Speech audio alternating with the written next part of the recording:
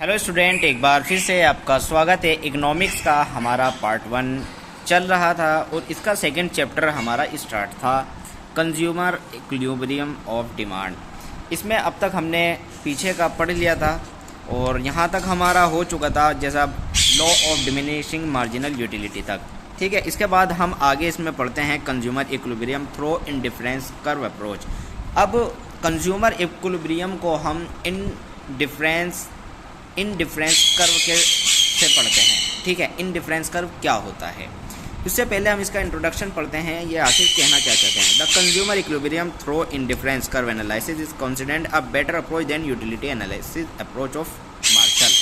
इससे पहले हमने यूटिलिटी एनालिसिस अप्रोच पढ़ी है, तो ये आपको बताएगा कि यूटिलिटी एनालिसिस अप्रोच से बेहतर है आपका इंडिफरेंस कर्व एनालिसिस, जैसा इसने कहा है। Traditionally, utility analysis approach are based on the assumption that utility can be measured numerically like 1, 2, 3 or simple units called utils and express it। भाई हमने इसमें अभी तक पढ़ा है कि यूटिलिटी हमको क्या बताता है कि इसको हम सिंपली नंबरों में मेज़र कर सकते हैं, जैसा 1, 2, 3। ठीक है, तो इसमें इसको नंबरों में मेज़र कर सकते हैं और इसको फिर हम टोटल यूटिलिटी और मार्जिनल यूटिलिटी कहते हैं। तो ये भी हमने पढ़ चुके हैं। इसके बाद कहा this is called cardinal measure of utility. इसको कार्डिनल कहा जाता है, but in reality satisfaction of a particular commodity can never be measure. पर भाई अभी तो हमने ये पढ़ा है कि हम एक गुड को कंज्यूम करने के बाद कितनी सेटिस्फैक्शन हो रही है, कितना उसको सेटिस्फाई हो रहा है। तो अभी हमने पढ़ा था जो हमारा यूटिलिटी अप्रोच जो एनालिसिस अप्रोच जो बताता है कि कितना सेटिस्फेक्शन हुआ, कि इसको हम नंबर में डिफाइन कर सकते हैं, जैसा 1, 2, 3 जैसा हमने पहले पढ़ा है। लेकिन ये कह रहा है कि इसको डिफाइन करना नंबर में, इसको नंबर में मेज़र करना, मापना, ये बहुत ज़्यादा ठीक नहीं है। ठीक है, ऐसा नहीं हो सकता कि आप किसी की सेटिस्फेक्शन को उसके नंबर में माप सकें। Therefore J.R. हैक्स जो एक नोबल पुरस्कार हैं, नोबल पुरस्कार इन्होंने जीता है, इन्होंने एक अलग टेक्निक दी है। इन्होंने बताया कि इन्होंने टेक्निक दी है इंडिफरेंस कर्व एनालिसिस। इनके हिसाब से इन्होंने बताया although utility is measurable precisely like 4 utils 5 utils. अभी तक तो हमने ये पढ़ा कि 4 यूटिल्स होते हैं 5 यूटिल्स, लेकिन yet utilities comparable and rankable like 1, 2, 3 rank. लेकिन ये कह रहे हैं कि जी रैंकेबल होती है, like 1 rank, 2nd rank, 3 rank, 4 rank. This is based on assumption that every consumer has a scale of preference denoting ranks like first, second, third to difference combination of two goods called bundles।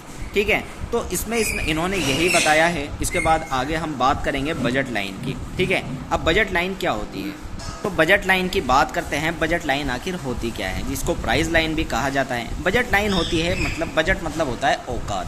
भाई आपकी कितनी औकात है कोई चीज़ लेने की। ठीक है, तो बजट लाइन, अब budget line is the locus of all those point where each point show difference combination of two good which a consumer can actually buy given his money, income and price of two goods।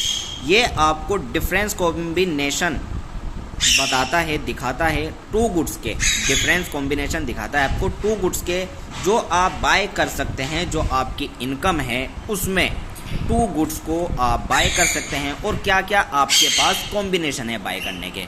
ठीक है, तो budget line आपको ये show करता है। It is draw on the assumption that the consumer has a given income which set limit to his maximum behavior। Analysis on budget line, the consumer spend his entire money either on a single goods or both goods। तो ये आपको यही बताता है कि एक consumer जब 2 goods को लेता है तो उसमें वो दोनों गुड्स में कितने पहले एक गुड में कितनी करेगा, दूसरी गुड में कितनी करेगा, वो सारे कॉम्बिनेशन ये बताता है। इसको हम एक इस कर्व से समझते हैं। ठीक है, जिसको बजट लाइन कर्व भी बोला जाता है।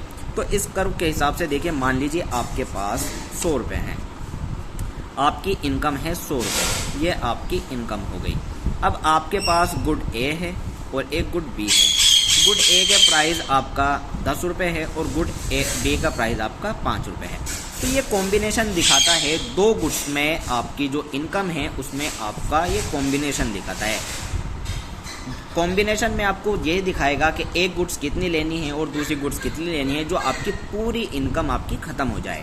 ठीक है, अब मान लीजिए ये आपको 8 लेने पूरे, ये आपको पूरे 100 लेने हैं। अब देखिए मान लीजिए आपको ये लेनी है, सिर्फ एक गुड्स के लेने हैं पूरे 10। तो अगर आप 10 लेने हैं, 10 × 10 पूरे 100 हो गए। ठीक है, और दूसरी गुड्स के आप अगर 100 आपकी इनकम थी और 10 ये ले लिए तो आपके पास कुछ भी नहीं बचा, तो ये आपकी बिल्कुल ज़ीरो होगी। ठीक है, तो यहाँ पर ये तो आपका एक कॉम्बिनेशन हो गया।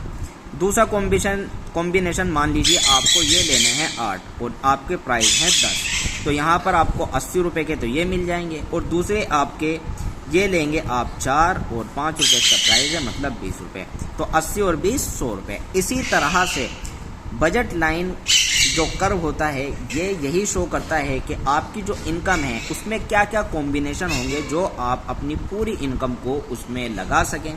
तो वो सारे कॉम्बिनेशन ये शो करते हैं। देखिए मान लीजिए ये आपका गुड्स ए है, बी है और ये गुड्स ए है। तो यहाँ पर मान लीजिए अगर आप 4 लेते हैं, गुड्स 2 के 4 लेते हैं तो गुड्स ए के आप 0 लेंगे। यहाँ पर अगर आप गुड्स ए के 3 लेते हैं तो यहाँ गुड्स बी के आप गुड्स 1 के आप 1 लेंगे। यहाँ पर इसके अगर आप 2 लेते हैं तो इसके भी आप 2 लेंगे। तो बजट लाइन यही शो करता है कि आपकी जो डिफरेंस कॉम्बिनेशन ऑफ 2 गुड्स, आपकी क्या क्या कॉम्बिनेशन हो सकते हैं 2 गुड्स खरीदने के आपकी एंटायर इनकम में।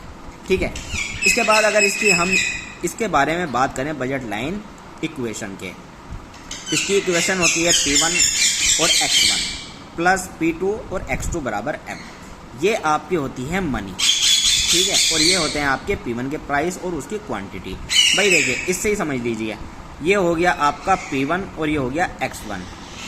ठीक है, और ये भी आपका P2 और ये हो गया X2। अगर इन दोनों को हम जोड़ें तो 100 आएगा। ठीक है, तो यही जो हमने बनाया था यही आपका फॉर्मूला है। ठीक है, इसका इक्वेशन है।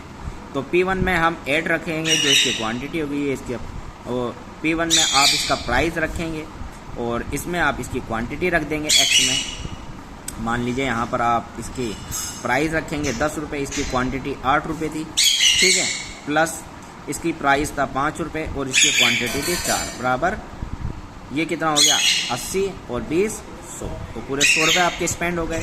तो ये इसकी इक्वेशन थी। यहाँ पर लिखा हुआ भी है where in X1 shown units of goods 1। ये इसकी यूनिट्स आप कितनी गुड्स की कितनी यूनिट्स ले रहे हैं, और X2 आप दूसरी गुड्स की कितनी यूनिट्स ले रहे हैं, और ये आपका प्राइस होगा और ये भी आपका प्राइस होगा। ठीक है, इसको बजट लाइन को प्राइस लाइन भी बोला जाता है और इनकम लाइन भी बोला जाता है। तो ये थी आज की वीडियो। उम्मीद करता हूँ बजट लाइन आपके समझ आए होगी। आगे की वीडियो में हम बात करेंगे इन डिफरेंस कर्व की और इसकी प्रॉपर्टीज़ की। शुक्रिया।